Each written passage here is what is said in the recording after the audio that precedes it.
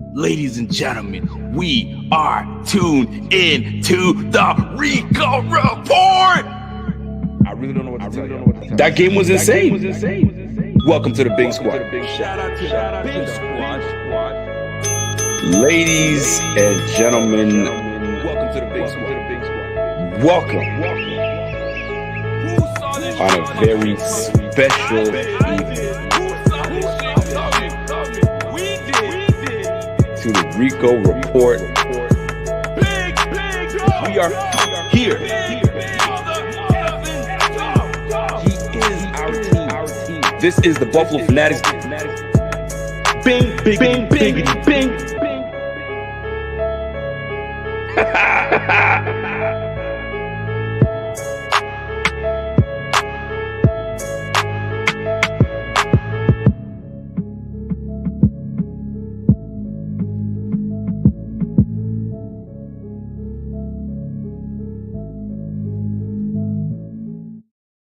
Ladies and gentlemen, it's your boy back at it again. Welcome to the Rico Report. Y'all know what it is, man. This is the Buffalo Fanatics. Let's get this thing popping today. How is everyone doing? We already know what time it is. It's 1 week, less than a week, few days until we start realizing shit's gonna get real. Shit is going to get real because there are going to be some players that go to places where you can be like, I didn't see that coming. And I'm here to bring to you a few things on the docket. First and foremost, this is the week that everybody starts dropping their mocks, their final mocks, or they probably talk about the draft all off season long and they drop one big mock draft to kind of shake things up and kind of say, whoa, wait a minute, that guy's going that early from this expert. Pretty crazy. But these are the times, man. But also, this is the week for a lot of smoke. I wish I had my guy Z-Bot drop that smoke. You know, feel me? So a lot of smoke screen season. So you don't know what to believe. One thing that's being circulated out there is the Bills are ready to trade up for a running back. Number one, trade up for a running back. You better, if you trading up for anything, it better be good, right? You trade up, like, it's got to be as good as JP Lossman. If you're going to trade up, it's got to be good, right? Remember that? That was amazing. If you're going to trade up, it better be good. I'm just saying, man. So there are some moves that are going to be made, and it's going to be crazy, man. We're waiting for someone to shake things up. And I think there's going to be several teams that shake things up because we think we know. We think we know, but we don't. Well, we don't. We don't know. You feel me? So, ladies and gentlemen, welcome to the Rico Report. So today's show, not baby girl, love you too. Today's show is going to be more so to kind of talk about the now, who we have on this roster, what the landscape looks like to making our way to the championship, but also the future. Who is going to still be around to even help us? Who is part of our foundation? Because foundation is big. Foundation is big. Because nothing stands if there's no foundation. Looks real good. You ever see a rickety ass house? Right? Rickety ass house, but the foundation is solid. You can wipe that shit clean and restart because that foundation, that base is solid shit. But you can have something real pretty, real nice on the surface. Some things happen, cracks in the foundation, things start going, you don't want anything to do with it. So we've got to start with a nice base. And I think Coach McDermott and Brandon Beane are that. They are the epitome of the now and the future. And they're going to be part of it. I got to give a quick shout out to my guy, Steve Mathis. One of the hardest working dudes in the biz. I'll tell you right now, man. You see my clean overlays? You see that Josh Allen to the side? Look at that. Oh, this side. See that? That's my man. That's my man, Steve, coming through with it. I appreciate that, man. Because I can't do a lot of communicating during the day because I'm asleep and I'm up again. So I appreciate that, Steve, my man. My man Dave came through with it too. You're gonna see. It's gonna be a clean show today. So let's get to it. The now and the future. Who is part of the now? Who is the now? I want some. I really do want some interactions with you guys because some people might feel that this person is not part of the now. He's going to be gone in the next year, maybe 2. Is that still the future? Because I look at the future as 5 years. That's the window. When I did my interview with Jim Monos, former Bills front office member, player personnel, he says, "Man, you got a 5-year window, especially with your quarterback that you have right now. 5 years to make it happen. Windows open, windows closed. Right now, the Bills window is open. It is open. This is the time, but who's part of it? So let's get right to it. So you're looking at guys that right now is their moment to shine, right? It's their moment to shine. So we're going to talk about it. So who is part? The first person I think of is Jerry Hughes. Jerry Hughes has been with his team, since 2013? That's a good chunk of his career. The Colts felt that he wasn't panning out for them. He wasn't the guy for them. Doug Whaley was like, let me give you Kelvin Shepard. Y'all can have him. You give me Jerry Hughes. I see something in that man. And Jerry Hughes has been great. He's the longest tenured Bill on the squad. You got to give him a shout out for that, man. You got to give him a shout out for that. You know what? I could be part of the Drake show. You know what I'm saying? My man Noriega. You know what I mean? Every 2 seconds he's clapping. Drake champs. We ring bells around here, man. My guy brought in Jerry Hughes, and Jerry Hughes has been a staple, man. He had a couple of 10-sack seasons. Problem is, hasn't had one since. What was the last time? 2015? So we've been lacking that. We've been lacking that. So it stands out when you're paying somebody a hefty bag. But at the end of the day, the production in terms of the sacks hasn't been quite the same as back then. Now the roster was a little different. We had some dogs on that. We had Mario Williams back then. You know what I'm saying? We had Marcel Darius. We had some dogs. So how do you pay attention to just Jerry Hughes? You got to see Marcel Darius. I mean, that line that we had back then. That was a good line, man. Golly. I could see why people were like, yo, here they come. Here the Buffalo Bills come. But guys like Jerry Hughes, 56 career sacks, solid, right? But hasn't had a 10 sack season since the 2014 season. 6 seasons of 7 sacks or less. So this kind of gives you an idea of that window that we have. They didn't make moves to move from him. They said, we're gonna keep you. So guess what? He's part of the right now, not quite the future. The right now. So that's why that window is as wide open as possible right now. Who else is part of the right now? It's Mario Addison, right across from my guy Jerry Hughes, right now. Right? He's got 60 sacks. When we brought him in, he was an attractive free agent, right? He had 4 seasons straight of 9.5, 9 sacks, 10 sacks, 9.5. So you feel okay, he can get after the quarterback, he can finish. Some would say he had a down year. But I think the whole defense had a down year. So he's part of it now because now he's got to redeem himself from the season before.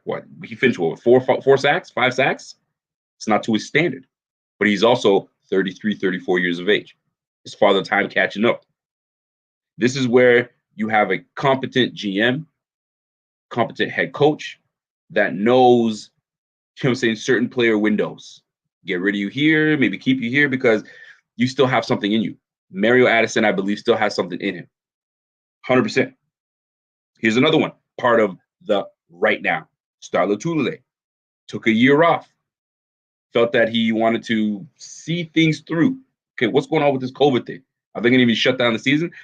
This is my opinion, but all these guys that said, I'm gonna take a year off. 2 reasons I feel they took the year off. A, because I guess you could say their careers were in limbo. And by limbo, I mean, listen, man, you might get cut because people are coming on. So they're like, you know what? I'm gonna take the year off because you guys can't cut me until next year. And that hefty bag that Star Lotulelei had, he was like, you know what? I restructured and then I took off. I'm coming back regardless. 1 year healthier, no injuries. I can stay off and see how things are played. Well played, sir. Because you made it back to the offseason. You made it back to the team and they ain't cutting you. You got to stay on the roster. Because if we do, that's a lot of money. Brandon Beane's not about losing money. So let's start with 2 league companies, 31 years of age. We brought in Ed Oliver. You know what I'm saying? We have Harrison Phillips. Who knows what's going on with that in terms of like future. Feel me? So Star Lotulelei, part of the right now. That's what's going to help this defense. Cole Beasley, right now, 32 years of age. Career years in Buffalo, man. He comes the first year, 60, 67 receptions or so, 700 plus yards. His best years as a player. Follows that up with just shy of 1,000 yards, playing with a broken leg. Cole Beasley, still doing the job. Hell of a freaking slot receiver. 32 years of age, though. Rumors are we bringing a slot receiver in the draft. Could be the first pick. Who knows? But you definitely know that we're going to be bringing a receiver this draft. If you look at the age on this team, right? Emmanuel Sanders was supposed to be part of the Bills, not last year, a couple years back, chose to go somewhere else or it just didn't work out. We brought him here, but he's at 34 years of age. That's my guy. You guys remember that? We haven't spoken in a while, but I mean, sometimes I got to remind y'all that my best friend, his name is Rico. I mean, we haven't spoken. My bad, homie. We're gonna link up. But you're 34. You ain't part of the future, my guy. You're part of the right now for us to win this damn championship. You're part of it right now. You're here to contribute right away. So it's good. So we've got some talented players that are part of our right now, right? Because that's our window. The window is open, wide open. Why is the window as wide open as it is right now? Because we have this guy right here, that guy. He makes this window wide open. So now you just got to add a few pieces to allow that window to stay open. Because windows open and close, man. It's like an NFL receiver, bro.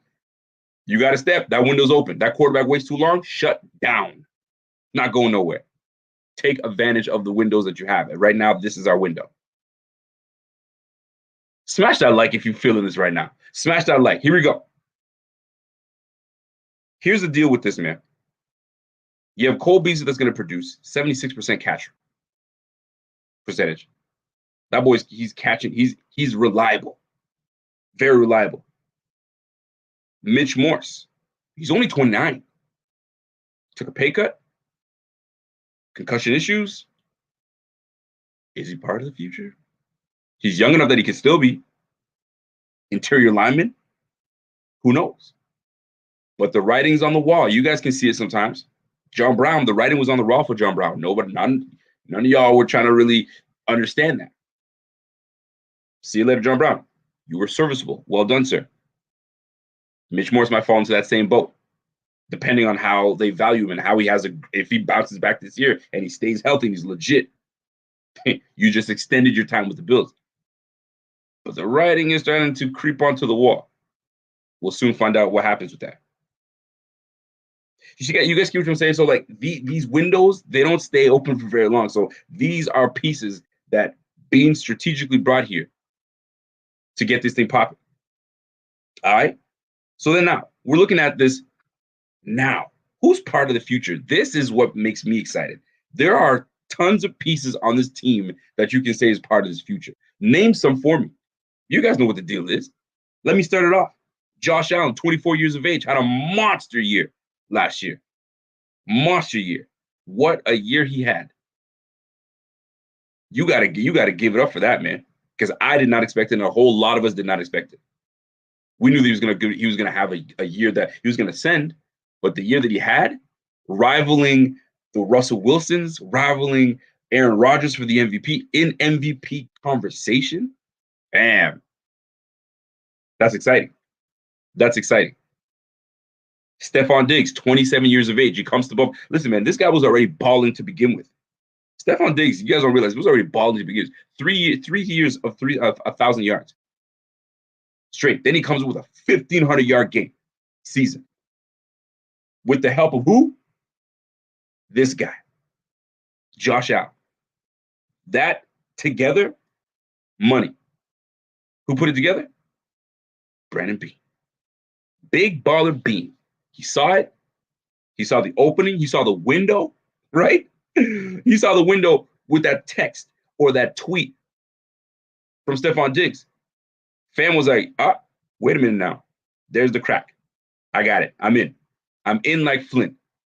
And here is Stephon Diggs on the Buffalo Bills. Nobody would have damn expected that. Nobody would have expected that. Big baller Beane came to play. Nobody would have expected us getting LaShawn McCoy. That was a surprise.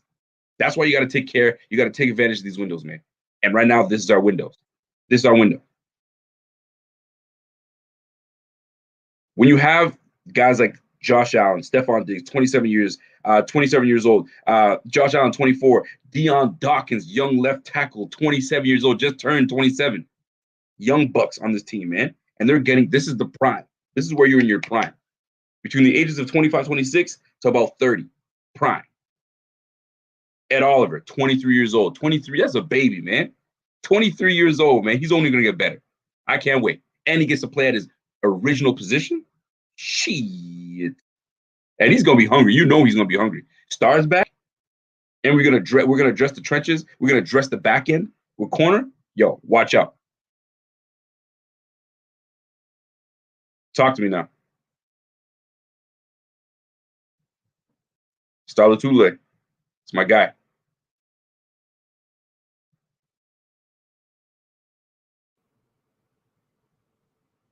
Here we go. Milano, 26 years old. We just signed him. Part of the future. Our future is bright, man.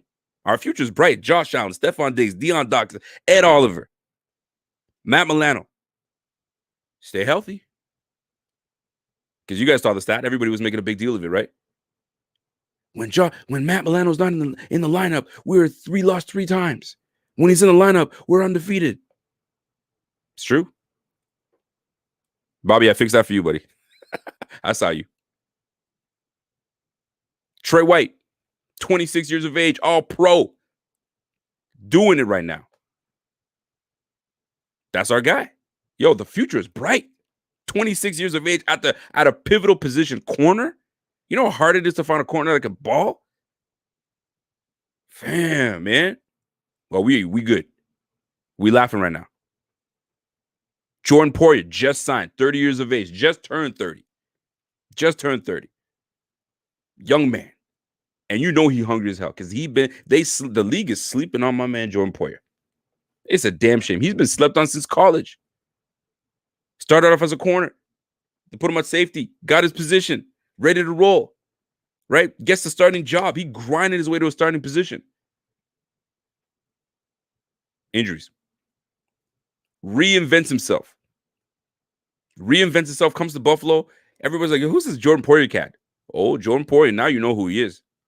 That boy lays lumber. That boy, he's a turnover machine. I'm telling you, look, check this out. Jordan Poyer, in the last 3 years, he's got 5 sacks as a corner, as a safety, in box safety. He's not a big dude either. In the box safety, 5 sacks. Over the last 3 years, 100 tackles. 3 straight years of 100 tackles. That boy, nice, boy. 8 interceptions the last 3 years. Yo, they sleeping on Jordan Poyer. You sleeping on Jordan Poyer. Stop playing, man. Part of the damn future. Yo, the future is bright in Buffalo. Oh, you thought I was going to forget about Micah Hyde? Oh, yeah, we got Micah Hyde. He's one of the leaders on the squad. Now, numbers haven't been as great and stand out, but he keeps everybody lined up and together. You need that. That's part of the future. 30 years of age. You got both our safeties, 30 years of age. Signed. Sitting pretty in the back. Trey White, Micah, Poyer, Dane Jackson to the other side. We don't know. Melifonwu, Asante Samuels Jr. Who knows, man? Caleb Farley. Who knows who's going to be coming? future is mother effing bright. Gabe Davis. Fab. Yo, I could keep going, man. We got this. We got Devin and Moss. We don't know what's going on with Devin. We don't know what's going on with our guy, Zach Moss. But I'll tell you this, man. They are motivated as ever to prove a lot of people wrong. You don't think they're sitting at home saying, shit, look at all these guys talking about running back at 30. Running back at 30. I'm right here.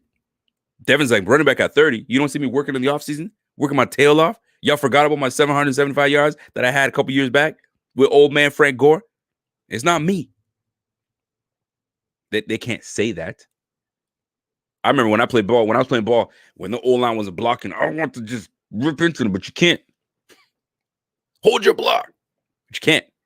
You just gotta keep plugging away. Zach Moss, you don't think he's motivated as ever? Playing with a damn turf toe all year? You know how painful that shit is? That was painful as fuck. Somebody said, yo, you're forgetting one important guy. Competition's gonna be a bitch? Oh, Chewbacca, you know it. Manny says, yo, you're forgetting one important guy, Tyler Bass. Straight Bass, homie. Tyler Bass, straight up. That's a part of the future. That boy came in as a rookie and was nailing big kicks. Big kicks.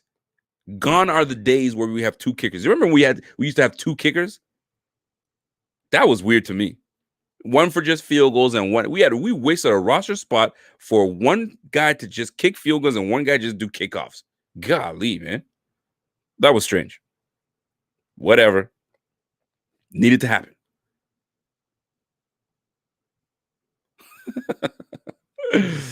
My man Pierre's asking me if I'm drinking Chick-fil-A lemonade. But apparently Chick-fil-A with Red Bull, it'll give you, I don't know what was giving. It was giving my man Pierre some good stuff.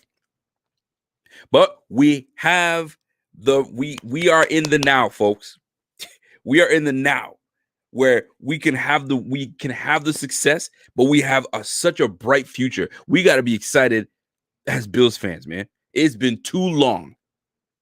We picking at 30? I have not had a team like this to pick at 30 that I remember feeling this good. Picking at 30. You're like, what? Who's going to be available at 30? Well, guess what? When we traded down and gave up Pat Mahomes, we picked up Trey White at the 27th pick late. We were like, who the hell is Trey White? Trey White is now our all-pro corner. So there's going to be some talent that falls our way. I can't wait to see what comes at 30. You know. Because it's a crapshoot. Top 10, you got some guys that are going to be nice, and you have some guys that are going to be like, come on, man. So it's going to be like, listen, the top 10 pick Aaron Maben, for crying out loud. Y'all remember that? That boy had no meat on his body, no meat on his bones, getting pushed around. Golly, sometimes I remember the moves that the Bills made, man. I'm like, yo, what were we thinking? What were we thinking with Aaron Maben? Here we go. So be excited. Be excited for the now, the future. But the future is freaking bright, and our window is as wide as possible right now. We have the pieces to move us forward. Now we can just add a few pieces here and there. And a couple years from now, the money's going to be right back up to where it's supposed to be, and we can stay competitive. We are going to be competitive for a very long time, guys. Guys, get used to it. Get comfortable. We're going to be here a while. Knock on wood. We're going to be here a while. We're going to be here a while. So let me take a little break from the now and the future, because I wanted to touch on something that was put out for our viewers to see. We had a mock that was done with myself, my man Bobby, and my guy Pierre. If you guys are familiar with what we do, this is the 7th year that we've been doing mock drafts. Mock Draft City. You guys, everybody knows the mock drafts. I've seen mock drafts that are so ridiculous. I traded this guy, I traded that guy, I traded all these picks just so I can pick up 18 guys that are not going to be on the damn roster. I had Kwity Paye, I had Greg Russo, I even got Justin Fields. Impossible. At least make them freaking You know what I'm saying? Realistic. But there's some good mocks that are out there. Very good mocks. But I'm about to break you down 3 mocks that are done. And I need you guys to tell me which you prefer. We're going to keep things simple. A, B, and C. Which column do you prefer? Have a look, see, and tell me what your thoughts are. So column A is my guy, Pierre. He went with Landon Dickerson as his number 1 pick at pick 30. Then he went double offense, Tommy Tremble. Now, if you guys haven't had a chance, I want you guys to go see the video that my guy Pierre put out. He put a video out explaining why he decided to go with those 2 picks. Now, he thinks he's slick. He thinks he can go with the first 2 picks and not give a damn about the rest of his picks. I don't care about the rest of the picks because if I land one, because the way the point system is played between the 3 of us, you got to land. If you land the perfect player in the right round, you pretty much got it. You're pretty much going to win this competition. So he thinks that the team is going to pick one of these 2 players. And if he gets one of them, he's winning. Trill Williams, great corner. Can play the slot, can play inside, outside. Like it. Slayton, I like that. You attack the defensive interior. Good pick. Jalen Darden, one of my favorite receivers in the draft. There's no visits with Jalen Darden, though. We didn't visit with him, but you never know. It's all about how the board falls. Puka Williams, the Kansas running back. And then he went with Quinn Bohanna. Not bad. Not bad. Not great. It's not going to win it. Admirable. Not bad. But you're not going to win it. Sorry, sir. Let's move on to the next one. Column B. You got Joe Tryon. Here comes Bobby. Bobby thinks he's slick. He goes to Joe Tryon. Afaitu Melifonwu. Oh, I see what he's trying to do. He's trying to see what I'm doing. Afaitu Melifonwu. Then he went with Marvin Wilson. Great pickup with Marvin Wilson with the 3rd round. I like it. I'm a big fan. Sindarius Hutchinson. Oh, he went with the South Carolina lineman. Okay, Bobby, I see what you're doing. So you're trying to pull at the people's heartstrings, right? By picking up all the positions everywhere. Shi Smith, hell of a freaking athlete. Darren Hall, late round pick. It's going to be a late round pick. I like that. And then Javian Hawkins from Louisville. Now, we already have a full complement of running backs on this team. I feel that we may add another one, but Bobby came in with a good one. Now, he's got a lot of people on his side with the Joe Tryon pick. The Joe Tryon pick has got Bobby, you know what I'm saying, with a slight edge. But here comes Rico for the win. Column C. This is the one that, hit those likes, smash those likes. Let me know which column, A, B, or C. Now, let me explain to you why I went with Jason Owe with my number 1 pick. 4.3 speed, you don't teach that. You don't teach 4.3 speed, and you don't teach 6'5", 240, 250. You don't teach that shit. You born with that. You don't think we can teach this guy how to pass rush and do all that good stuff with NFL coaches? Come on, people. Rock with me now. Whose list you rocking with? You see it. Jason Owe, pass rush specialist. We're going to get him behind Mario Addison, Jerry Hughes. There's going to be some guys that can learn from. What did Brandon Beane say? I'm not only drafting for the now, but I'm drafting for the what? The future. Jason Owe is ideal. Ideal. Shout out to you, Brian Bowers. I see you, man. BB was good. I fight you with the 2nd pick. I see what Bobby did. I think he must have taken a look at my list. Because I think Melifonwu would be perfect. Length, physical, competition between him, Dane Jackson, and Levi Wallace. It's gonna be a hell of a competition at CB2. CB2 is gonna be doing it, man. Now here's where I was torn with the 3rd round pick. 3rd round pick. I could have went interior lineman, Aleem McNeil. Oh my goodness, you guys already know how I feel about Aleem McNeil. I love Aleem McNeil. But then I'm thinking to myself, wait a second. We're going up against the Patriots. We're going up against the Dolphins, Gesicki. We're going up against teams in this AFC East that have tight ends. And where do we struggle the most? covering tight ends. This is where Hamza comes in with his length, his ability to freaking cover the middle. You take over. You put him in with special packages, boy, stop playing with me, man. Then you got to go with speed. Cole Beasley, we don't know how long Cole Beasley is going to be with us. Maybe another year. Maybe he has an excellent year and they bring him back. But Anthony Schwartz is pure speed. Speed, speed, speed. You put him in on the slot, boy, you better watch out. Anthony Schwartz. And we actually met with Anthony Schwartz. We like Anthony Schwartz. I can see them bringing on Anthony Schwartz. And let me end it off with this. Isaiah McDuffie, seek and destroy type of linebacker. Dimitri Felton, we met with Dimitri Felton, by the way. Interview dropping tomorrow with Dimitri Felton. And last but not least, special teams. We just lost our special teams ace in Roberts. This is where Avery Williams comes in. Fam, how do you not like what I'm doing with these picks? Come on, man. Stop playing with me, man. Stop playing with me. I got this. Rico for the win. I know you guys are like, man, but where are your defensive tackles? Where are they? What are you doing?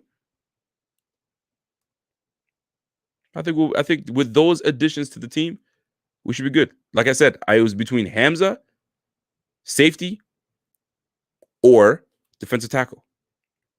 Star Latulippe coming back. Maybe they feel good about it. They don't need to go that deep. We'll see. We shall see. Now, when you look at guys that can play, look at this. Jason Owe. Look at the speed. Look at this. Hold on. This is Schwartz. Look at Schwartz go. You can't teach speed like that. Look at my man go. That's speed, baby. Yo, stop playing with me. Stop playing with me, man. Look at Jason Owe. You think you're gonna try to run wide on us? No. You bring in an edge rusher like Jason Owe. Yo, we got this. Look at this. No. Get over here. You're not coming. You're not coming our way. I fight you. Corner. Physical. You think you can just throw the ball anywhere you want to? No, fam. This is where the length comes in. Look at the length. Long arms. No, sir.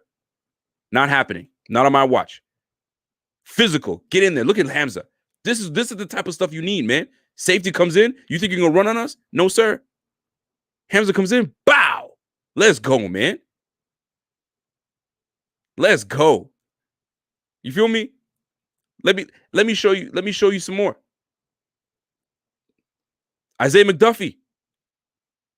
Look at that. We bring some depth at this team. Come on now.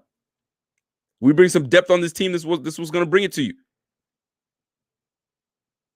Felton. Look at that. Pop. I'm telling you, man. Look at this. He can play running back and he can play receiver. Double dip. Dimitri Felton. Interview dropping tomorrow. Let's go. Come on now. Yak Monster. Here's Avery Williams. We just lost a big-time threat. A big-time threat at return. We nail it with Avery Williams. Now we don't have to worry about punt returns. Ladies and gentlemen, come on now. I got this. Now, if we actually nail any of these guys, I'm taking that W, and I'm gonna be talking my shit. Talking my shit. Yo, Beane teams have drafted 2 DEs in the 20 years as an executive. Only one panned out. Good luck with that. We'll find out. I see Pierre talking shit right now. You ain't gonna win. You ain't gonna win. So, ladies and gentlemen, taking a moment to kind of give you guys what I have here as my mock. I think my mock's pretty damn solid. It's solid, man. Every one of these guys are solid, man. Honestly, if you look at Pierre's is pretty damn solid. If we land Leonard Dixon, we're good. We're laughing. We are laughing. So, breaking it down, I want to give a shout out to my guy Dave. Put things together, man. Jason Owe comes in 6'5", 257. Yo, he's slated for the first and second round, man. We have the opportunity to grab that guy. We have an opportunity. Then we knock it down with Afaitu Melifonwu, excuse me. 6'2", 212. Dude, man. That's a big boy, and he's physical. I hope he doesn't bring it like his brother does, but, I mean, come on now. Get with it, people. Then you bring in Hamza at 6'3". Yo, we bringing size, man. We bringing big boys to Buffalo. We can bring this together. This will be a solid draft.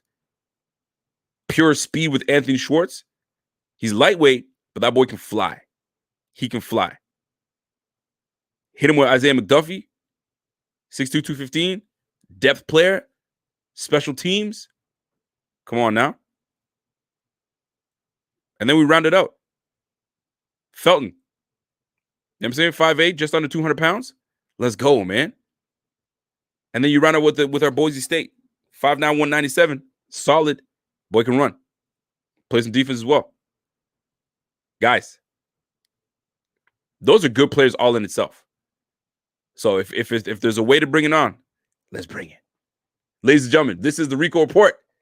Smash that like for your boy. Share the stream. That's how we get people onto the show. And we're gonna keep it rocking. We're gonna keep it rocking, baby. Now, as a Bills fan, I'm gonna move on to my next topic here. As a Bills fan, you see what we're doing, right? You see what's happening. And we have to be able to feel the room. You hear someone read the room? We gotta be able to read the AFC East. What are we doing with the AFC East? Right? How do we stay competitive? I was talking about it last week. How do we stay competitive? Many ways to stay competitive is by having a plan for right now and a plan for the future. And Beane has been prepping us to have a team that is well balanced for guys that are old enough that they can sail off into the sunset without having to make the big, hard decision. Still competitive. The likes of Jerry Hughes, Emmanuel Sanders still can play. I mean, Emmanuel Sanders is coming off of 2 years of 850 yards or more. Still competitive at 33, 34 years of age. We got this. So when you're looking at what we can do going forward, it's bright. Future's bright. Shout out to my guy, Steve Lynn, says, yo, Pierre drafted the Pittsburgh philosophy. Reload on offense every year for Josh. Rico went improve our weak links. Both solid. Absolutely. You got to. Because the way I looked at, and not to go off of it, and you know what, this is perfect. The way to stay competitive is to know what your opponents are doing.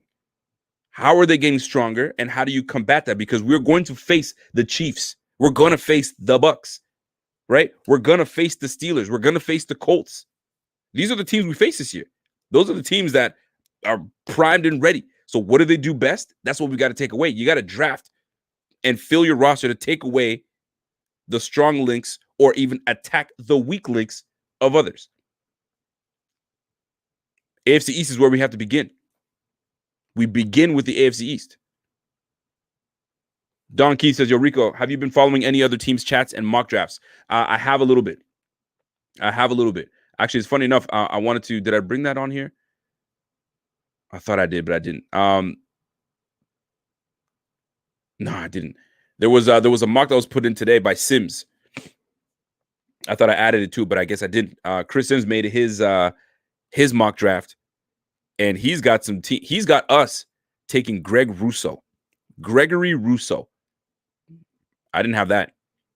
Now Gregory Rousseau does he is raw. I guess you can call it raw. He is raw. It took a year off, and the year that he did play was pretty decent.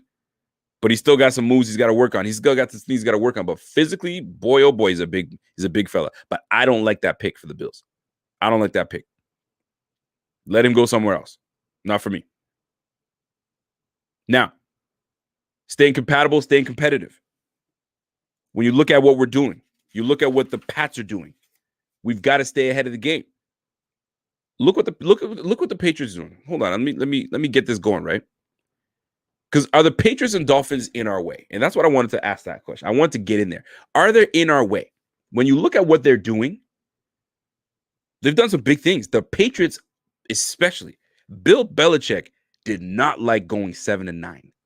Did not like having a losing season. Not a fan. And you know he's not a fan because he did things out of ordinary. Paying dudes like crazy. What? Bill Belichick? Opening up the wallet? I mean, that was his excuse before, right? Why aren't you guys competitive right now? But we don't have the money. That's just what it is. We don't have the money. So we're just going to be trash and just take it? We don't have the money. All right. Guess what? He had the money this time, and he paid up.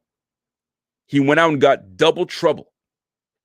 Double trouble with Jonnu Smith and Hunter Henry. He is trying to recreate what he had with Gronkowski and Hernandez. I got to commend him because that was what had them successful. Double trouble in both tight ends. So we struggle with tight ends. And they know that. So what they're going to do is they're going to pound the rock. Jonnu Smith he's athletic, but he's a better blocker. He's a solid blocker. Hunter Henry is your guy that takes it downfield. He's the more athletic one between the two, in my opinion. Right? He gets downfield. He can do those things. So we're going to have to defend this team differently. So that's why you got to draft the way I'm thinking. Hamza takes care of the tight end position. Milano can do that too. We can match up very well because there's going to be a lot of 12 personnel coming from freaking New England. I can tell you that right now. That's double trouble, man. So we got to be prepared for that. We got to be ready for that. They went and brought Trent Brown. The Raiders I don't know what the Raiders are thinking. Right? Trent Brown coming to New England. Tackle. Big boy. They brought in some speed with Nelson Aguilar. Now, Aguilar ain't no big-time player, but you got to respect the speed and you got to respect him because he had a pretty big year for the Raiders. He was actually one of their best weapon, if not for the tight end. So who is in our way, the Patriots or the Dolphins? Because I go back and forth between the two. The Jets aren't there yet, but they're working towards it. So Patriots, Jonnu Smith, Hunter Henry, Trent Brown, Nelson Aguilar, right? Kendrick Bourne. He ain't no speed guy, but they rely on him for that first down stick. Go watch him with San Fran. They went to him often to move the sticks. They just lost Julian Edelman. Edelman's gone. So maybe Kendrick Bourne comes in and kind of fills that role. And he's a guy that moves the sticks. He ain't going to burn you, but he moves the sticks. Kyle Van Noy coming back to the Patriots. The Dolphins were like, after 1 year, giving you $51 million, I think we're going to call it quits, my guy. He still to this day doesn't know what happened and why. They said, sayonara, see you later. Where does he go? Right back to the Patriots. Matt Judon led the Ravens with 6.5 sacks last year. Solid player. Reliable. You know what I'm saying? Didn't come out as a healthy guy in college, but dude, he's been 4 years straight. He's missed only 4 games. He's gonna be ready and willing. So they've stiffened up that defense because they know the Bills are coming. The Bills are we high fly, we score. That's what we do. So they're trying to combat us. Stephon Gilmore, who knows what's going on with Stephon Gilmore? He's come back. So they're gonna have a solid corner. They're gonna have a solid team back together with a mastermind of a damn head coach and Bill Belichick. Fam, it's gonna be fun. It's gonna be fun. They brought in David Gottschall, defensive tackle. They're gonna stifle up that middle, so they're gonna force us to make some plays, man. We're gonna have to. Hightower's coming back, so that is going to be in our way. The Patriots are definitely going to be in our way. Patriots definitely going to be in our way. Then you got the Dolphins. Now the Dolphins lost a lot of players. They did, but they picked up Will Fuller. That's an interesting one. So you put Will Fuller, Preston Williams, Gesicki, and then you got them with 5 picks in the first 100 picks. That's going to be something. They picked up Jacoby Brissett, so they'll have a backup to Tua. Shoot, they got the 6th pick, the 18th pick, the 36th pick, the 56th pick, and the 81st pick. Holy. Dolphins are going to be a problem this year. They already have a solid defense, solid coach, solid offense. They can score. Picture what they pick up, man. I'm telling you, if you guys do a mock draft, go ahead and do a mock draft. Go as the Dolphins or just do automatic. See what the Dolphins do. Just curious. See how they can load up real quick in this draft. They are built just like we are for the now and for sure for the future. So they're going to be our direct comp. Like, listen, man, If we think we're going to just walk in and cakewalk this bitch to a championship again, the AFC Championship, and sweep the division, yeah, we got another thing coming, man. We got another thing coming because these guys are not playing. They loaded up. They reloaded. Okay. I reloaded. You know what I'm saying? That's what they did. They reloaded. They're ready to go. They're ready to go. So I look at it this way, folks. We're coming in as a top dog in the AFC. It's been a while since I can say that, but we can say it now. Coming in as the top dogs. So how are we going to handle the other team's drafts? What do we worry about? I don't worry too much about the Patriots. They got the 15th pick, they got the 46th pick, and then I got a couple picks in round 3. Sorry, they have the 96th pick. All right. So they're going to be competitive. I kind of did a simulation to see what they can pick up. So I'm looking at the Patriots, right? And I'm like, so with the 15th pick, when I did a couple simulations, they picked up Micah Parsons multiple times. I was like, huh, interesting, right? Then in the second round, they picked a receiver. So like that's probably what's going to be doing, because right now they don't really have. They have Aguilar, but they don't have youth. N'Keal Harry, I don't know what's going on with N'Keal Harry. You see what I'm saying? So like they don't have like a guy that you can say, oh, he's there for the future. He's going to be that guy. They don't.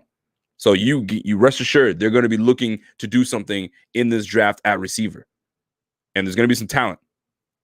But Micah Parsons could be the one going to the Patriots. You never know. But the Dolphins is who scares me the most when I look at who they can draft and add to their roster right now. So I did a couple of mocks, and one mock kind of scared me a little bit. Not going to lie. Because if we're true Bills fans, there's some things that happen that you're going to be like, what worries you as a Bills fan? Here's one that worries me. I'll tell you that right now. The Dolphins drafting. The Dolphins draft will be interesting because they got the 6th pick. So I ran some things, right? So check this out. 6th pick, they picked up Devontae Smith, the receiver. Then they picked up Zaven Collins with the 18th pick. That's a problem right there. You guys already know how I feel about Zaven Collins. What they picked up Smith, Zaven Collins, then they picked up Davion Nixon.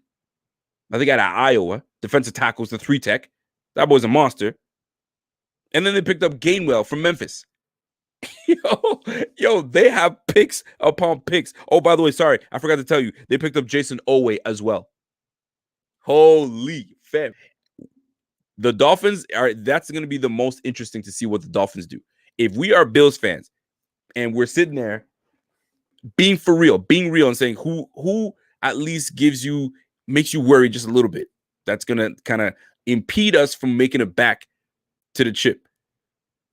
It's going to be interesting. Kevin is going to be next to me. It's going to be interesting to see what Kevin does. I'm more interested in what Kevin. Kevin's got 6. He's got 2 opportunities in the first half, in the first round, to see what his reaction is. Whether he's going to be jovial and be like super happy, or he's going to lose his shit. I think this year he'll be happy. I can't see him being upset, because that's where I come in as a friend to tell him shut the fuck up. I don't want to hear about it. Okay, we swept you. We swept you, Kevin. I'm gonna remind him so often. Did you get swept? Be quiet. You can talk shit when you sweep the teams like that, right? You can talk shit. But golly, man, these Dolphins though, they're on the come up. They're on the come up. So we those are things that we have to worry about. Now, I ask you as a Bills fan. What worries you going into this season? I'm curious, and I'm going to read your comments as they come in. What worries you? For me, it's the Dolphins that do worry me. Now, the one thing that doesn't worry me is Tua. I don't worry about Tua, but I do think that they have a hell of a coach in Flores. I think they have some good talent on that squad. So we're going to find out, man. And they're really going to replenish with this draft. They set themselves up just like we did. We set ourselves up real good. We got Tremaine Edmonds, and we picked up our quarterback in Josh Allen. That was huge. That set us up. Listen, Justin Fields could go to New England. People are like, oh, Justin Fields is not that great. Justin Fields, didn't he just tear up the Clemson Tigers? Didn't he tear you guys up? I think the Clemson Tigers. I don't know what they are. He tore y'all up. Just saying. They sleeping on Justin Fields, man. They're trying to diminish this man into some trash, some bum. Tripping. Now, when I'm sitting there looking at what Chris Sims did as a mock. Check this out, what he did as a mock. He's got, obviously, the first three. He's got Mac Jones going to San Fran, Kyle Pitts going to Atlanta. I hope they don't waste Kyle Pitts over there, man. I really hope they don't waste his ass. He's got Jamar Chase going to the Bengals, which makes sense. Reunite him with Joe Burrows. That makes sense. By the way, shout out to my guy, Lionel. Lionel and I sat, he's a Packers fan. He's a coworker of mine. And we sat down and we talked about, yo, you should talk about this on your show. I was like, you know what? That's great. I'm going to do that. Fantastic. I hope you guys are enjoying it. Smash that like for your boy. What's happening? We got almost 200 people in this bid. Let's scoop this thing up to 200 viewers. Let's go, man. Shout out to my guy, Truth to Hearts. What's happening? I believe all three teams will be eligible for playoff next year. Holy. If that happens, man, watch out. Watch out. The Ruiner, he says, the biggest worry is overreacting to the things that didn't work and overcorrecting. Ooh, that's true. I feel like the overcorrecting is the one that can really put us in trouble, right? Because we all know that our run game wasn't as great. So are they going to try to overdo it and try to really force the run? Those are the things that kind of annoy you, right? So I worry about that too. We went 13-3, add a few pieces and keep doing what we're doing. I like that. I like that philosophy because when you overreact and overcorrect, that's when things go wrong. I totally agree with you. What else worries you guys? You tell me what worries you. Hit me up. Talk to me. By the way, we're almost shy of an hour in. I'm actually going to do something cool. I don't usually do on Tuesday nights, but guess what? If you guys want to hit up and talk about draft, you guys want to talk about something, hit up the BF Text Club.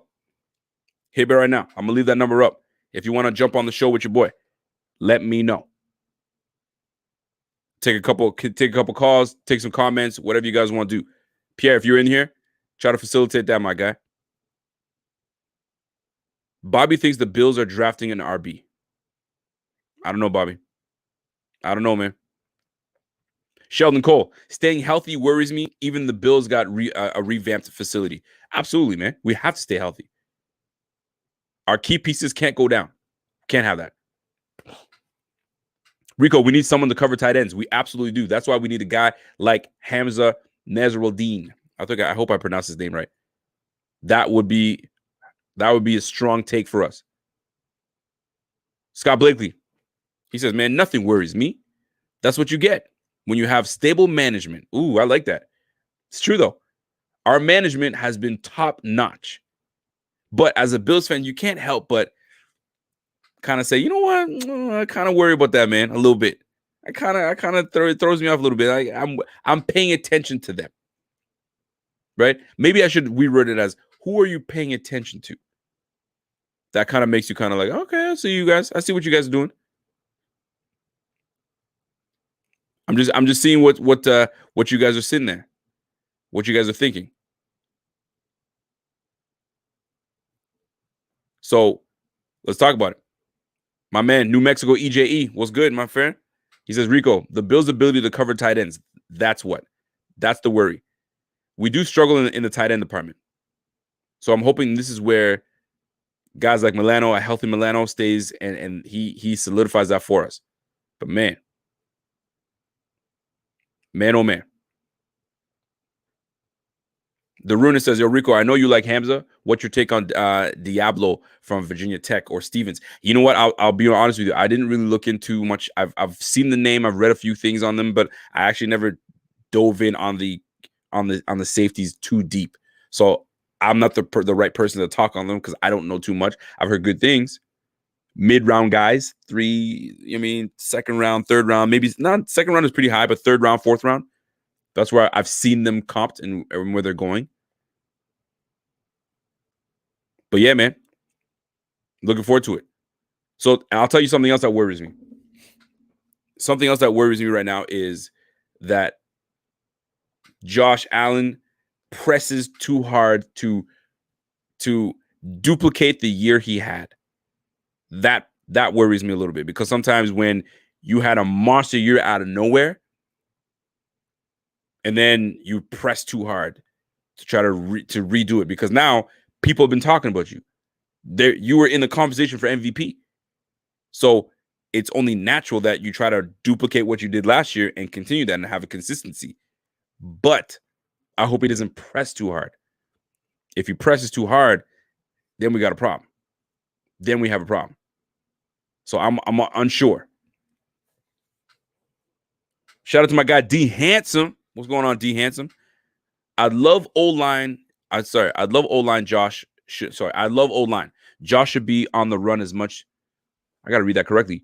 Josh should be on the run as much we need protect the investment. If I'm trying to decipher what you're trying to say is you'd like to have O-line and have Josh Allen not run as much as he doesn't need to run as much. Solidify the O-line where he can stay comfortable, stay chilling, stay solid, and he's great. I would love that too. Less running from Josh and more slinging that rock and more handing the ball off. I'll take it. But here's the thing. Running the rock is part of Allen's game. That's his MO. When you 6'5", 237, 230, or whatever the case is, and you can impose your will on these little punks that are trying to bring you down, like a little DB or slot corner, get out of here, man. Bow. Let's go. Kyle Van Noy trying to come in, man. Hey, take this stiffy. Sit your ass down. When you have that ability, it's kind of hard to turn that off. Really hard to turn that off. Shout out to my guy, Cody Benz. What's going on, Cody? Says, yo, if Miami goes Pitts and Najee or even Devontae Smith, our Bills are forced to make some type of different move at 30. Yes. I'm telling you, that's what I'm saying. You can't, you got to follow your board, but you also got to read the room, read the draft room. Yo, they brought in Pitts and Najee Harris. To me, I already know this is going to be a defensive strong draft. So they already are prepared to bring the defense. So if the likes of Miami brings in a Kyle Pitts and Najee Harris, be prepared to that we go after like a pass rush, a cover corner, heavy cover corner, and maybe a linebacker. Maybe Zaven Collins is available. Who knows, right? But we're already pretty solid at linebacker. So rush is for sure, corner for sure. We got to be ready. And maybe a safety. We might have to switch it up and go safety. I don't know. But we definitely will have to shake things up just a tad and read what the hell these guys are doing. But the board is the board, man. They're going to go with what they see on the board. That's the way it's usually done. Shout out to my guy, Scott Blakely. What's going on, Scott? Chi-Town, what up? He goes, guess going through the past 50 years, it's great times currently. Paying attention to the O-line stepping up the run game for sure. 100%, Scott. You already know what it is, man.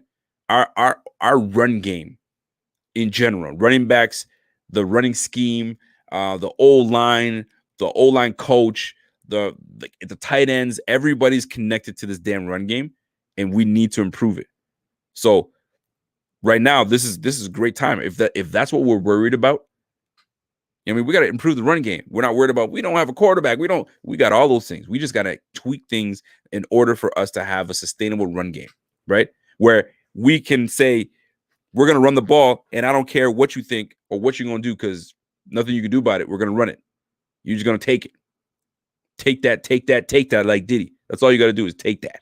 That's it. Steve Lynn, our defense is a little worrisome, especially the fact that no one strikes fear in other offensive coordinators. Now, that's a good point because this is where your impact player comes in, right? Account for this player. Do you feel like there's nobody on this defense that you have to account for? I feel like you still have to account for Ed Oliver. Know where he's at. You still have to account for where's Trey White. Okay, he's on that side. All right, we're going to attack this side, right? We're going to attack Levi Wallace. So we still have guys on this team. I don't want to say we don't have any guys that fear, but you have to pay attention. pay attention to the guy. We don't have like Khalil Mack that you're scared of that dude. Mack is a scary dude.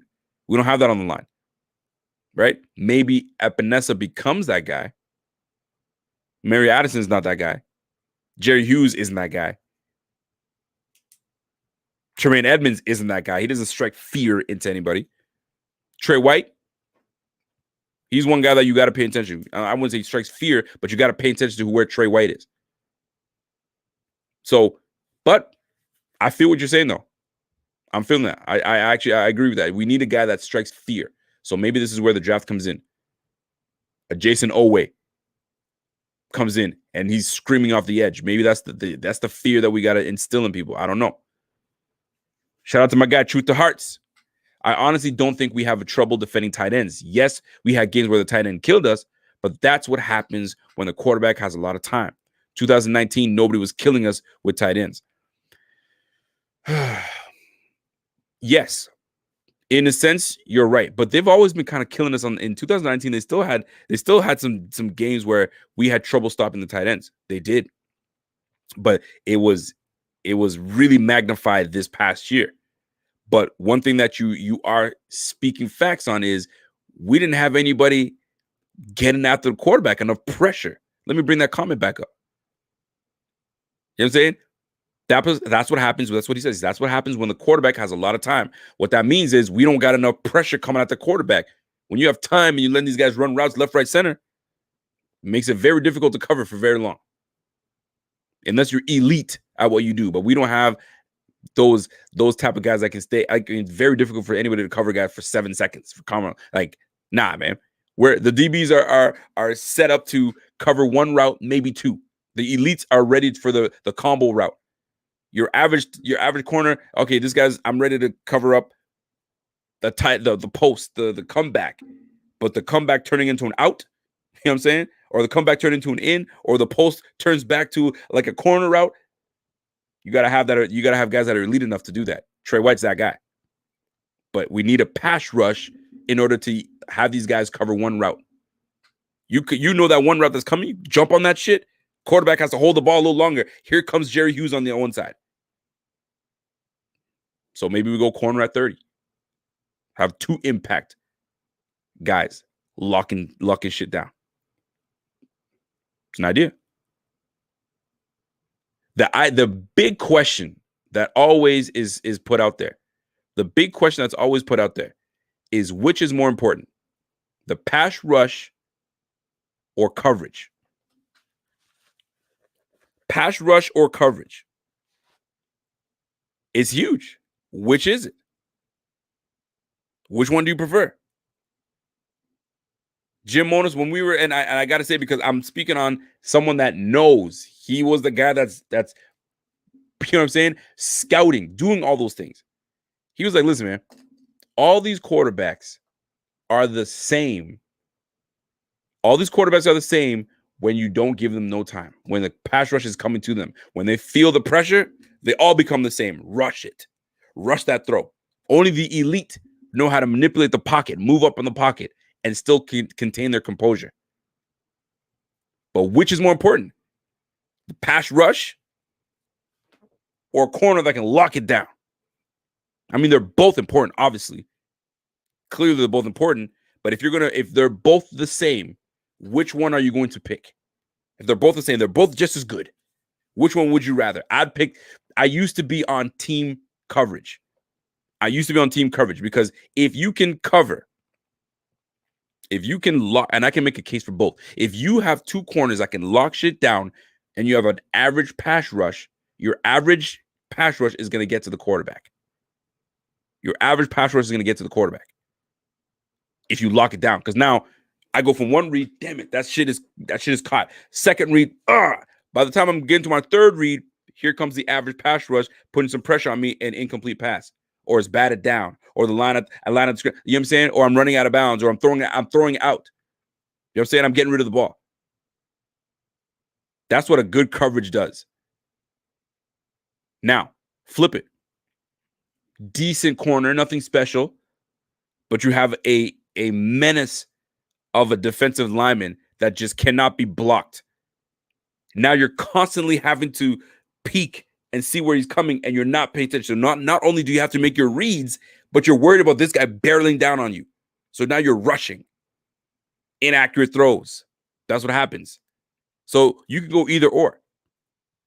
Take your poison. But to me, if I'm picking one, and I go battle back and forth because I used to be team coverage. You can cover it and have these average guys get to you. But man, having an edge rusher, man, that makes everything, man. Like, look, you have to account for a Khalil Mack. You have to chip his ass, do something. You have to. Aaron Donald, you must account for that man, because when this guy comes, he destroys you. You have to worry about a guy coming right in the middle. You now have to move to the side, scroll out. Now you have half the field you got to deal with because he is pressing you. It's tough, man. But we have an ability in this draft to probably get both. And then we can remain and stay competitive for a lot of years, man. You bring in, who's that corner from Kansas? I think it's Kansas. Carl Joseph or something. I think his name is Joseph. I can't remember who he is. Solid corner, man. Solid corner. You bring in ASJ, Asante Samuels. That boy sticks to your hip. Then you have a freaking Ronnie Perkins screaming on the end. So many things, man. So many things.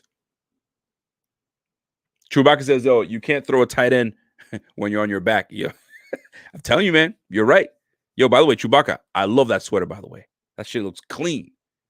Clean, man. Shout out to my guy, Manny Dior. Manny, nobody talking about the Chiefs worrying them. I think they got better this year, and last year we almost kind of the same. Last year, and we almost kind of the same. That's the difference move. That's the difference with the move that we made. We need to get to Mahomes. And this is why I said we're going to be playing the Colts with Wentz. We're going to be playing the Panthers with Sam Darnold. Man, we're going to be playing the Jags. The Jags with Trevor Lawrence. Chiefs with Mahomes. Titans with Tannehill. The Bucks with Tom Brady. We have to move these quarterbacks off their mark. So we do it with tight coverage or to do it with a pass rush. You saw what happened last year. We did not have a pass rush. So we're going to address it this year. It's going to be fun. This draft is going to be fun.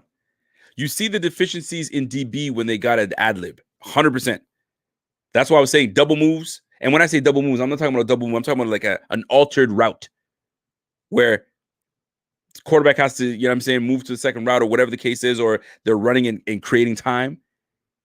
Yo, DBs, if they're only set for one route and they can't adjust and have quick feet and all that stuff, you're done. You're going to get eaten up. So you get a pass rush that allows you to minimize that. Big, man. Huge. Shout out to my guy, Justin Walker. What's going on, J-Dub? Says, with the run on QBs, there will be a top to 15 player around that 20 mark.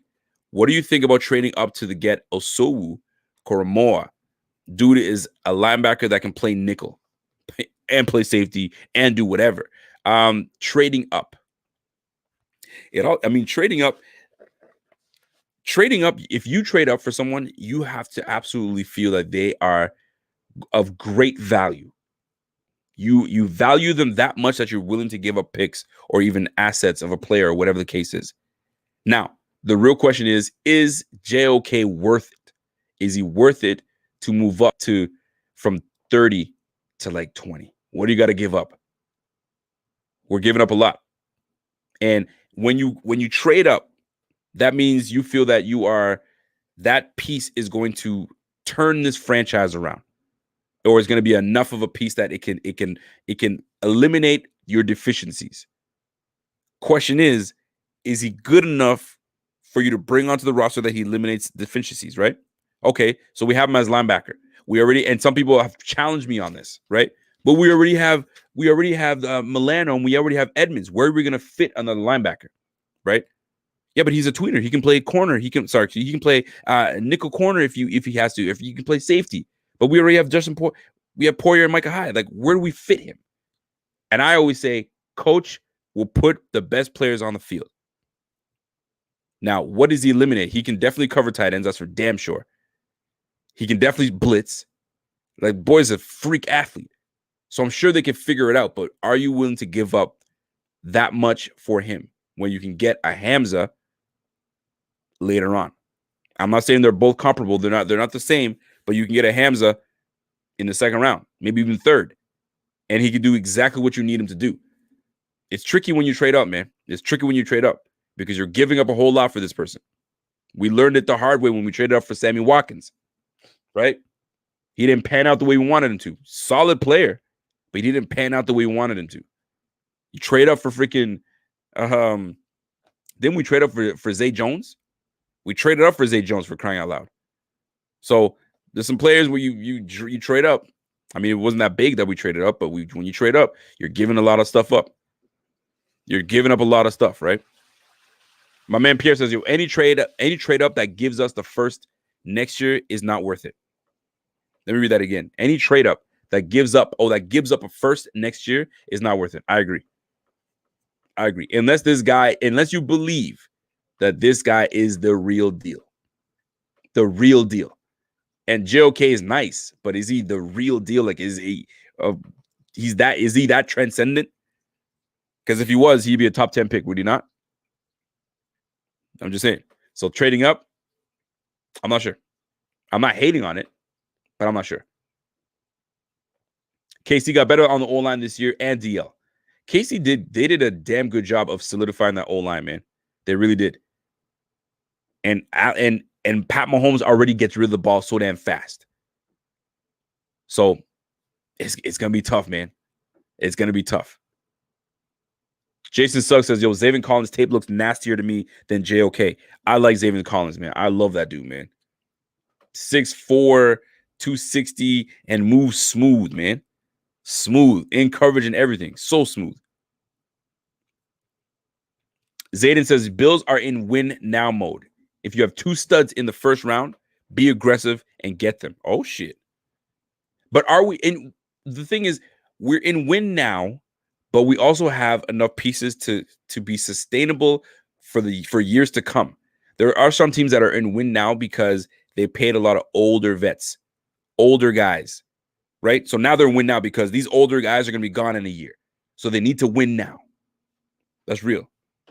So when it comes to, like, let me put it this way. The Lakers 1 year, they're in win now mode. They brought in Gary Payton, Karl Malone. They brought in a whole bunch of older guys because they felt we're in win now mode now. Man, they were trash. I mean, they were good, but they weren't doing nothing to nobody. So, like, there are teams that are like that. We are a very balanced team. We're not in that Lakers era where they brought in all these guys. Boy, that was interesting. That was interesting.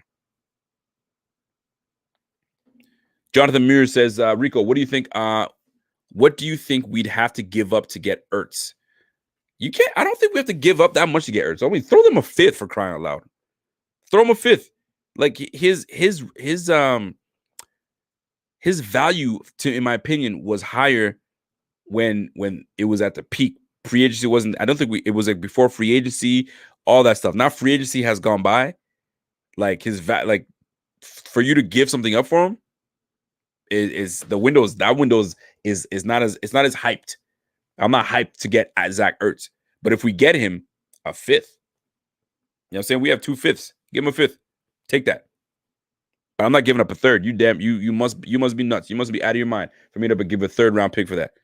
Fifth, maybe sixth, and maybe next year's fifth. I don't know, but I'm not on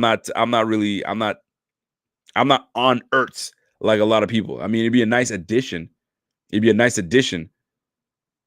But yeah, I mean, fifth. I'm being nice when I say fifth. Give him next year's 7th, 6th. I don't know. But we're not really in need of a Zach Ertz. It'd be a nice addition. Don't get me wrong. It'd be a nice addition, but we aren't. Sergio Chavez, I haven't seen you in a long time, man. Serge, what's going on, man? We are one immediate impact stud away. I don't see anyone like the 15 to 29 range. Not worth trading up, for there are studs out there at 30 and back, and we can still benefit from that. So no urgency to move. I'm in agreement with that. I don't feel there is anybody for you to trade up to get that is that nice. Now, if someone like, for some reason, Kyle Pitts starts dropping, doesn't get picked in the top 10. I don't know, something comes out, a video comes out of him, you know what I'm saying? Smoking crack. You know what I'm saying? Smoking crack and smoking weed and at a poker party with strippers in the back. Him having and smoking and on live. And it's a terrible look. And teams are like, ooh, turned off. He starts dropping. Drops out of top 10. Drops out of top 15. People are not even touching him. He's in now the top 20. Now, I might be considering to trade up. What do I got to get a Kyle Pitts on this team? Ali Akbar's like, yo, who doesn't smoke crack? What are you tripping? If he fell and he kept on falling, different ball game. Now I'm like considering, okay, what do I got to do? What do I got to do to trade up? What do I have to do to trade up? Who else in this draft where I'd be like, ooh, I got to trade up for that? Pat Surtain starts dropping. You know what I'm saying? Because he decided to, I don't know, he decided to go to a party and he's not wearing a mask. And then somebody's like, hey, man, you're not wearing a mask. He's like, yo, fuck these masks. He's going to drop. I don't believe in this. And then he goes, I don't know, he says something political. You know how people feel about that. Oh, no, can't have that. All of a sudden, Patrick Surtain starts dropping out of the 15, out of the 20. Now he's in the 20s. Now he drops to 23. Oh, shit. Now I'm talking. I'm moving around to get me a lockdown corner next to Trey White. Can't go wrong. Those are the reasons I would move up. If someone from the top 10 starts to drop, and that's someone that can really get our team to the next level. That's the only way. But for someone like JOK, I've seen people not even have him in the first round. Odd. Or he dropped from like 25 to 30. Some people say like, I don't know where I can put him. He's a tweener, but I don't know where I would have use for him. Just saying. How about Jared Patterson in the 4th or 5th? Hell no. No. Jared Patterson, not that he's terrible. I'm not even hating on Jared Patterson, but I'm not going 4th, 5th. We don't even have a 4th in the first place. But a 5th, maybe 7th. He might even go undrafted. There was more hype around, what was that receiver that played for the University of Buffalo? That boy was killing it. There was way more hype around him than there is Jared Patterson. So, and it's unfortunate because he's a good player. But I'm 4th, 5th round? Nah. I'm good. Maybe Peter says, maybe I'm wrong, but I think our Super Bowl good shot window is small. Trade up. Our window is pretty big to get there. We have a large window. We don't have a small window. There is a small, our window is now is what I'm saying. So we have a large enough window because we have a quarterback that's going to be with us for some time. So I think we're good.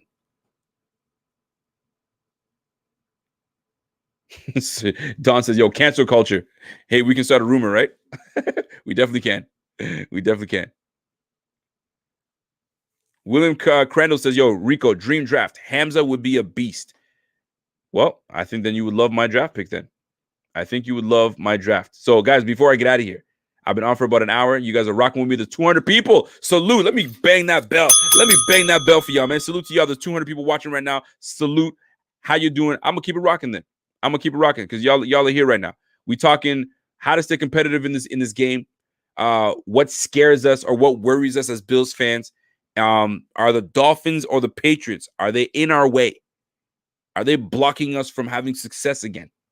Because we all know how hard and difficult it is to make it back, not only to the playoffs, to make it back to the playoffs, but it's difficult and challenging to go back to AFC Championship, let alone Super Bowl, which makes it so damn impressive but sad at the same time that the Bills of the 90s went to the Super Bowl not once, not twice, not 3 times, but 4 times.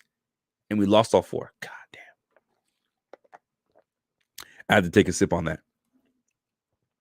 It's so difficult to even make it to the playoffs. Now there's 7 teams making it, but you catch my drift. It's already challenging enough. And then on top of that, you make it 4 times? Golly, we couldn't win 1? Yo, that shit got me salty as fuck right now, man. Shame on the Bills. Shame on y'all, man. Golly. Oh, man, I just opened up a wound. I'm sorry. I opened up a wound for myself. So for those that are a little older than I am, that really were, you know what I mean, of age to really appreciate it, going to the Super Bowl 4 times. But God, man, that shit hurts. That shit hurts. What if he decided because he went to get a massage? Listen, one of them went for a massage, and he started doing some lewd acts. He drops whoever. We got him. We got him. Yo, Don is ready for that drama. Don is ready to start rumors, man. Who we starting a rumor about? Who do we want that bad that we're going to start a rumor? Jimmy Shore says, yo, Rico, I think HTF is hail to the fucking Bills, I think. I don't know what HTF is. Buffalo going to cover all these tight ends. Oh, how the F? That's what that is. Okay, here we go. How the hell are Buffalo going to cover all these tight ends? We need a dude like JOK or a big safety from FSU or Hamza. I agree. I think we need someone that is capable of manning up with these guys. Because if we don't, then we're causing ourselves some issues. We're causing ourselves some issues, man. Shout out to my guy Justin Walker. What up, Just? He says, yo, I feel the Dolphins will be a threat in maybe 3 years due to youth, but a serious threat in 3 years. Until then, F them both. I feel you, man. I really do feel you. But I think they're going to be more competitive. You know what? In the next year or two, because this is going to be Tua's second year. He's going to have a full offseason, 1 year removed, 2 years removed from that big injury in college. So I think he's going to be ready to roll, especially with Fitzpatrick not breathing on his freaking neck. Because Fitzpatrick, man, and I feel sorry for anybody that Fitzpatrick has to go and deal with. This guy's got a lucky horseshoe up his ass. Everywhere he goes, he has a starting opportunity. Dude is 38, and you sitting here like McCown just starting. He goes to the freaking perfect scenarios. This guy. Now he's going to the freaking Washington Redskins. Sorry, the Washington football team. And he's going to start. That shit is crazy, man. Golly. This guy's a lucky dude, man. I tell you. Abby Waldo says, yo, Jets are trash for a long time coming, though, at least. Jets are not going to be competitive in the next year or two, but they will be. It's going to be a fun AFC East, man. AFC East, I feel like everyone's coming to the AFC East. That's what it feels like. They think it's a cakewalk, right?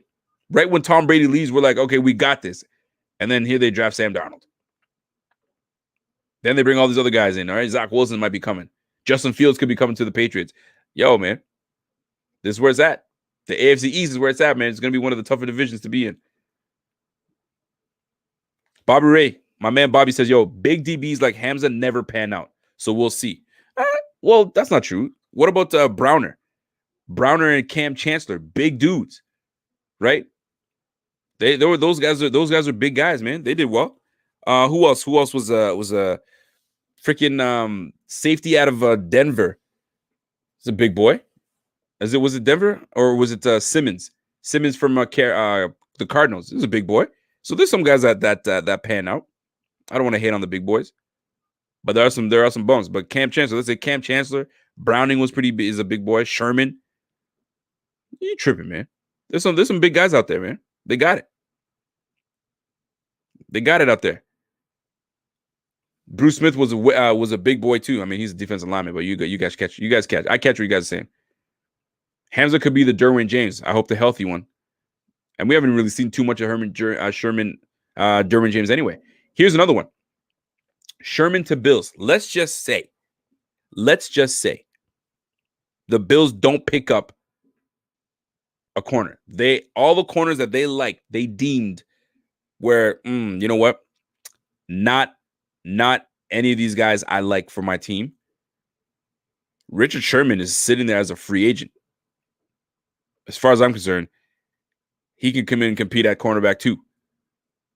And you guys already saw that podcast that Brandon Beane and Sherman did together. They were talking in code, and I was here for it. I was all here for it. They were talking like they're pleasantries, but there was code in the pleasantries. So I'm still paying attention to that. Very much so. I'm still very much paying attention to that, because if we sit here and play like Sherman can't come to the Bills and have Sherman and Trey White on one side, and the intelligence and the veteran ability of Sherman knowing where to be, I'm telling you, man, it's not a moot point to talk about that. It's a potential that Sherman does come to Buffalo. Very big potential. Sherman to the Bills should be talked about way more. Absolutely, Pierre. We're here for it. And you know what? Guess who's going to do it? It's got to be Buffalo Fanatics. Let's start talking about people. Sherman to the Bills. Let's start really talking about it. Folks, let me make a case for Sherman to the Bills. Veteran savvy ability. All right. He's going to be going to a defense that would be predicated more to his style of play. We play some zone. He can play man. He's very intelligent. Yes, he's a little older, but McDermott likes him some savvy guys, and you don't have to worry about a guy like Sherman, about his inexperience. We can't leave him by himself. We don't. And you match him with Jordan Poyer and Micah Hyde. Like, it's gonna be very difficult for teams to try to manipulate us, right? So his ability to cover allows our pass rush with whoever we draft to really affect the quarterback, turn them into an average-ass dude. Sherman wouldn't be a bad pick. Yes, he's a little older. Yes, he's got a tad slower, but you get a little smarter. You know where to be. He wasn't a liability for the 49ers. If he was, he would have been benched and he would not have been playing. So Sherman to the Bills should definitely be talked about more.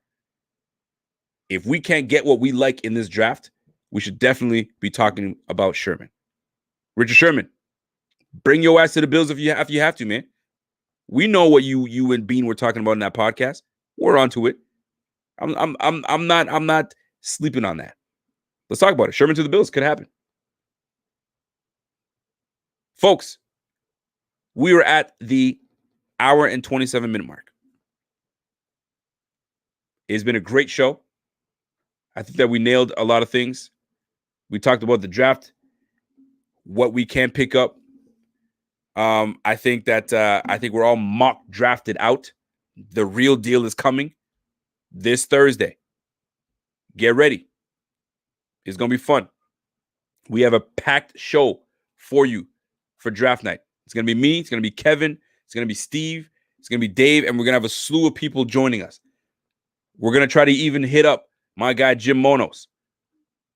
I might bring Jim Monos and be like, oh, you want to jump on and be on the show with us for about 5-10 minutes? Who knows? Or we might even break down the draft a few days afterwards. Because he told me that yo, call me back. We'll talk about it. I'll probably even bring Doug Whaley with me. Shit, let's do it. Let's do it. So, folks, it's going to be fun. My guy Steve Lynn says the fact that Saleh didn't sign Sherman to the Jets should tell you enough. Dude is done or a headache. I don't know about all that. Don't forget, he's the head coach, right? He has say. But at the end of the day, maybe they even still bring him on. Or maybe he doesn't want to play for Saleh. He doesn't want to play for the story-ass Jets. You ever think of that? Maybe he did say, yo, come through. And he's like, nah, I'm good. I'm not going to a rebuilding team. Why would you go as a veteran guy to go to a rebuilding team? It's not about the bag for Sherman. I'll tell you that right now. Not about the bag. He's not going for the bag. He's going to win. When these veteran guys get old enough in the game, it's not about the bag, man. It's about finding a team that you can win. Look what happened to the Bucs. Everybody wants to join the Bucs because of who? Tom Brady. They'll take less money to come back and play with Tom Brady because it gives them an opportunity to win. And that they did. Why do you think Bell went to the Chiefs? He had an opportunity to come to the Bills, but he went to the Chiefs, right? He was offered more money to go elsewhere, but he went to the Chiefs because he wanted to win. He was winning, never got on the field though. I feel bad because I'm a big fan of Bell. But you know what? This is why we do these things, my people. It's gonna be fun, man. This draft is gonna shake some shit up, and we're about to find out what this team is really made of.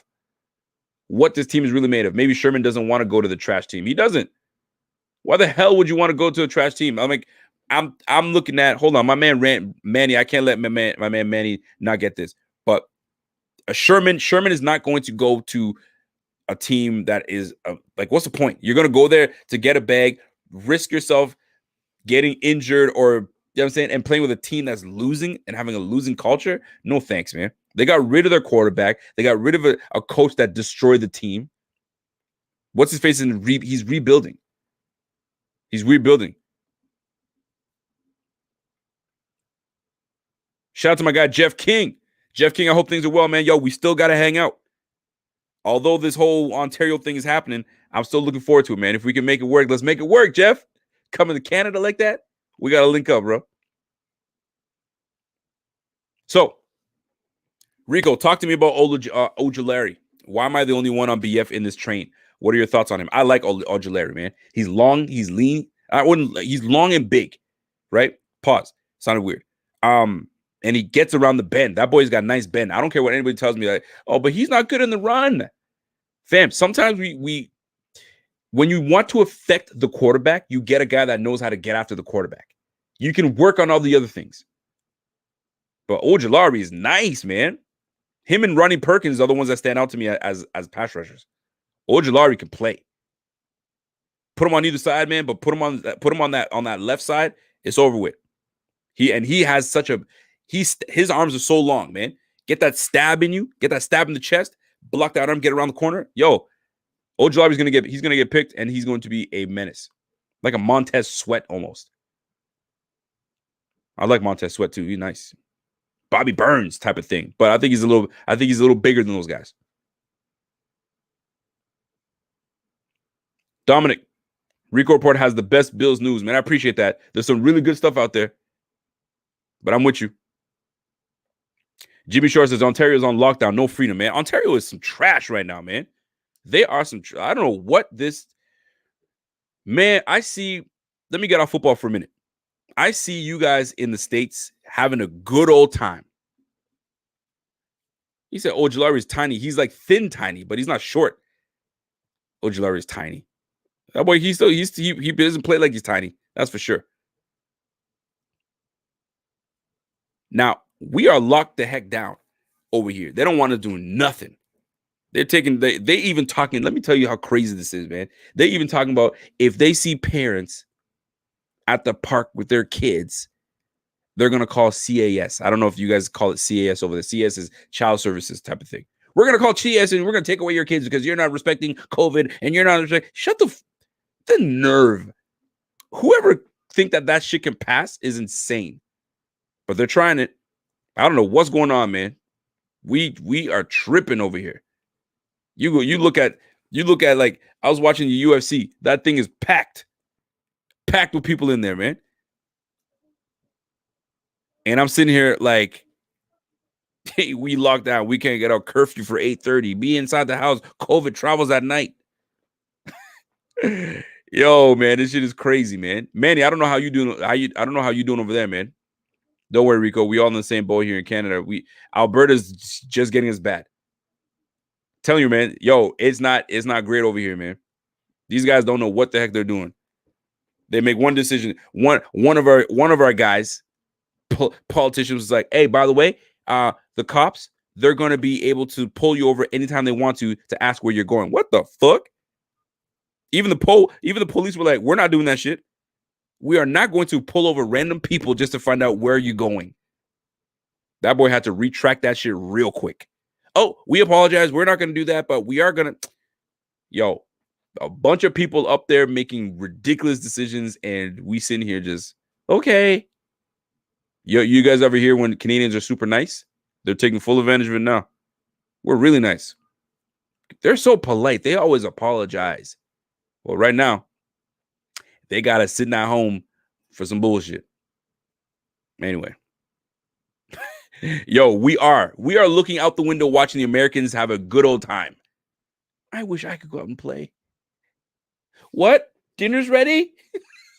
Okay. Sorry, guys, I can't come out and play. Yo, man, for real. This is some craziness. Florida's having a good old time. You can't even walk into a store. Excuse me, sir, you gotta have your mask on. Oh, yeah, I forgot. Come on, man. Oh boy, we're gonna be in this in a minute, man. We're gonna be in this thing for a long ass time, and it's annoying as fuck. It really is. Rico, what do you think about Trudeau? No comment. No comment. Yo, a year ago we had a yellow police tape all over the playgrounds. Yo, don't go play at the park. Don't get fresh air. Don't go play. Don't go out there. Stay in your damn house. Golly, man, that shit gets me irked. Gets me irked, man. Anyway, so I'm not even like, forget about going to a Bills game. I would love for me to go to a Bills game. Can't do that. Lord knows you go across the border, they'll probably let you across the border. That's one thing. Coming back is a whole nother. We already talked about that. They make you quarantine at a hotel on your own dime. Are you nuts? Sorry, sir, you can't go home. Why the hell not? Because you got to go to the hotel and quarantine. Why? It's just the mandate. Boy, please, stick that mandate up your ass, boy. Anyway, I digress because I'm going into a tangent on some bullshit, but that shit is annoying as fuck. I want to go watch my damn Bills. I want to be with y'all rocking that shit. You know what I mean? But I can't because we got to stay at home while I'm sitting here watching you guys have a good old time. Damn it, can I go play? Can we go over there? No, stay home because COVID's out there. We got to flatten the curb. That was the whole thing, flatten the curb. Anyway, that's one side of it. I don't want to get into it because there are nurses out there that are dealing with this like crazy. And they're like, yo, stay the fuck home because y'all are coming in this and not respecting this whole thing. There's a whole bunch of that. There's a whole bunch of that going out there. So there's two sides, right? You have the frustrating side and you have that we want to get out and just live our lives and do what we got to do and shit. But you also have the medical side. And I got to respect that too. Right? Nurses are tired of shit. Doctors are tired of shit. Even the nurses right now that I'm not going to get into it, man. There's a whole bunch of stuff going on, man. Whole bunch of stuff. Can't go to patios. Can't do nothing. Can't go to restaurants. Small businesses are closing down because of this shit. I read a story on a dude that had a restaurant. He ordered 2 big old kegs. And then as soon as he ordered those kegs, lockdown. He sent the bill to the government and said, yo, I paid $437 for these 2 kegs. You're paying for that shit. I thought that was hilarious. Abby, I'm with you. We got to save lives too. That's why I have to look at it on both sides. Both sides. We got to save lives too. It's extreme on both sides. It's a crazy time, man. But things just got to make sense. That's what it comes down to. Make things make sense. Make it make sense. And then you get a whole bunch of people on board. All right, I'm done. Let's end this on a football note. The draft is upon us. This is the draft that we've put together. Once again, I need you guys to jump in on this. Who wins the draft between me, Bobby, and Pierre? Column A, B, or C? Take a look. Who wins this one? First round. Look at that first round. Landon Dickinson, Joe Tryon, Jason Owe. Who wins it? Look at the second round. Tommy Tremble. My God, second round, Tommy Tremble. What is Pierre thinking? Is he on drugs? Trill Williams, though. I like Trill. Trill's like a freaking turnover monster, bro. Trill Williams, Marvin Wilson, Hamza, Nasir Dean. I don't know. Nasir Dean? I'll just call him Nas. Hamza Nas. Yo, Anthony Schwartz, Isaiah McDuffie. Yo, I got this, man. I got this in the bag, bro. I got this in the bag. Got this in the bag, man. Anyway, folks, that's it for me. Big draft coming up. Y'all be ready for it. Y'all get ready for it. Tune in with us. We're gonna be live and direct, ready to roll and hit it. You guys already know. I'm gonna tell you this. I gotta talk to Steve and Dave and all them guys. I ain't sitting here talking about for an hour of football before the draft starts, because guess what? Once the draft officially starts and they're on the clock, they talk for a half an hour before that even freaking happens. So we got to make sure that we start it at the right sweet time. No way, because we're gonna be there for a while. That thing starts at like 8 o'clock. We're at least there until midnight. We're gonna be speaking for quite some time, folks. So it's gonna be fun. It is going to be fun. So, guys, that's it for me. Enjoy the rest of the week. We've got football coming up this Thursday. Tomorrow, it's a smoke break with my guy, Z-Bot. I got to tell you something, man. I'm going to leave this story for Z-Bot, but what a hell of a story Z-Bot is going to tell you guys tomorrow. Hell of a story. And it's a feel-good story. I think it's an awesome story. I don't want to take his shine, but it's going to be amazing. And I want you guys to tune into the smoke break tomorrow. This story is a hell of a story. That's all I'm going to say. So you guys have a great night. My guy Jeff King is ready for it. You guys be great. Be freaking kind to one another, man. This is the time we need it. You know what I'm saying? Put your masks on. You know, for the others that want you to respect their space and all that stuff. You know what I'm saying? But at the end of the day, y'all got to be kind to one another, man. We need each other. We need one another to get out of this mess, and so we can go back to freaking normal living. You know what I'm saying? But you guys already know what it is, man. So you guys have yourself a great night. It's about that time for me. And until next time, it's your boy. And I'm gone.